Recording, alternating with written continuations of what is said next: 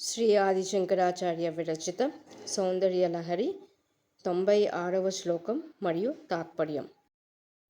కలత్రం వైధాత్రం కతి కతి భజంతే న కవయః శ్రియో దేవ్యాః కో వా న భవతి పతిః కైరపి ధనైః మహాదేవం హిత్వా తవ సతి సతీనామచరమే కుచాభ్యామాసంగః కురవకతరోరప్యసులభః. పతివ్రతలలో మొదటి దానివైన ఓ సతీదేవి, బ్రహ్మదేవుని పత్ని అయిన సరస్వతిని ఎందరెందరూ భజించుటలేదు. ఆ ఆరాధకులు పాండిత్య సమృద్ధి కలిగిన వారే వాణీవల్లభులు అని వ్యవహరింపబడతారు.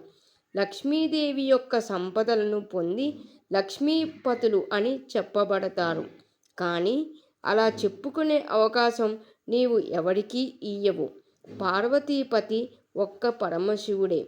అది నీ పాతివ్రత్య గరిమ. మహాదేవునకు తప్ప నీ పూలతోటలోని గోరంట వృక్షానికి కూడా నీ ఆలింగనం లభించదు అని ఈ శ్లోకం భావం.